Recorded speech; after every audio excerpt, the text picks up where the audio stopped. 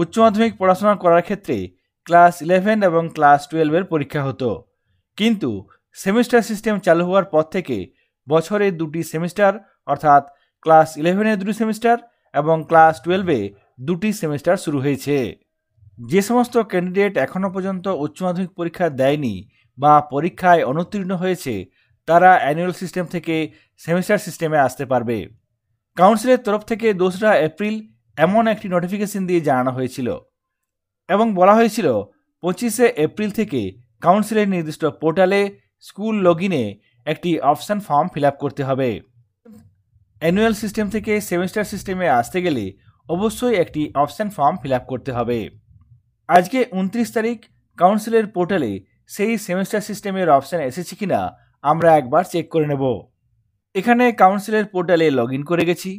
এরপর বাঁ দিকে যে অপশানসগুলি আছে তার মধ্যে থেকে ফর্মস অপশানে ক্লিক করব।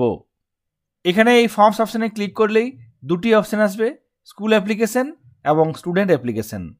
এখানে স্কুল অ্যাপ্লিকেশন এই অপশানটাতে ক্লিক করব। সঙ্গে সঙ্গে অনেকগুলি সাব মেনু চলে আসবে। তার মধ্যে এখানে প্রথমেই দেখব চেঞ্জ টু সেমিস্টার সিস্টেম, নতুন একটি অপশান দেওয়া হয়েছে। অ্যানুয়াল সিস্টেম থেকে সেমিস্টার সিস্টেমে আসতে গেলে এই অপশান ব্যবহার করে অপশান ফর্মটি ফিল আপ করতে হবে।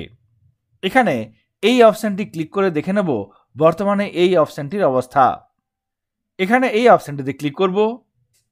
সঙ্গে সঙ্গে দেখুন এই পেজটি ওপেন হবে, যেক্ষেত্রে বলা হয়েছে the conversion form annual system to semester system is coming soon, অর্থাৎ অ্যানুয়াল সিস্টেম থেকে সেমিস্টার সিস্টেমে আসার অপশান ফর্মটি কাউন্সিলের পোর্টালে এখনও পর্যন্ত দেওয়া হয়নি। এখানে কামিং সুন অর্থাৎ শীঘ্রই আসছে এমনটাই জানানো হয়েছে। অ্যানুয়াল সিস্টেম থেকে সেমিস্টার সিস্টেমে আসার যে form fill up, option form fill up, সেই সংক্রান্ত আপডেট আপনাদের সঙ্গে শেয়ার করলাম। সকলে ভালো থাকবেন, সুস্থ থাকবেন। ধন্যবাদ।